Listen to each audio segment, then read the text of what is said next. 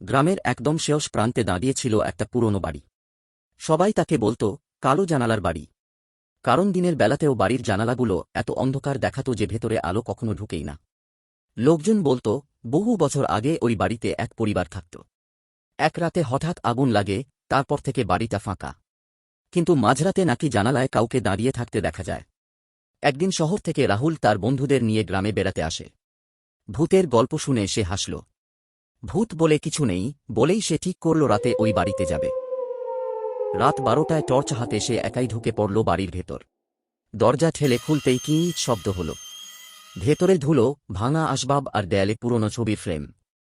বাতাস নেই, তবুও পর্দা আস্তে আস্তে নড়ছে। হঠাৎ ওপরতলা থেকে পায়ের শব্দ, ধপ ধপ ধপ। রাহুল ভাবল হয়তো বিড়াল। সাহস করে সিঁড়ি বেয়ে ওপরে উঠল। উপরে একটা ঘরের দরজা আধ খোলা, ভেতর থেকে ক্ষীণ আলো বের হচ্ছে। সে ঘরে ঢুকেই দেখল একটা ছোট মেয়ে জানালার সামনে দাঁড়িয়ে বাইরে তাকিয়ে আছে। রাহুল বলল, এই, তুমি এখানে কি করছো?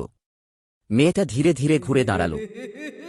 তার মুখটা অস্বাভাবিক ফ্যাকাশে, আর চোখ দুটো পুরো সাদা। মেয়েটা ফিসফিস করে বলল, তুই আমাদের বাড়িতে কেন এসেছিস? হঠাৎ ঘরের দরজা নিজে থেকেই বন্ধ হয়ে গেল। চারদিকে ঠান্ডা হাওয়া বইতে লাগল। ঘরের চেয়ারগুলো কাঁপতে শুরু করল। রাহুল দৌড়ে দরজা খুলতে গেল, কিন্তু দরজা নড়ছে না।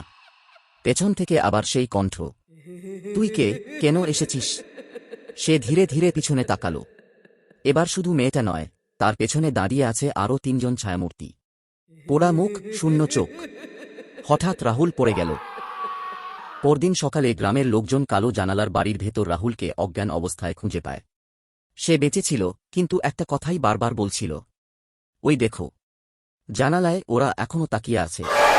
তারপর থেকে কেউ আর রাতের পর কালো জানালার বাড়ির কাছে যায় না, কারণ মাঝরাতে এখনো দেখা যায় জানালার ভেতর কয়েকটা কালো ছায়া দাঁড়িয়ে থাকে, নতুন কোনো অতীতের অপেক্ষায়।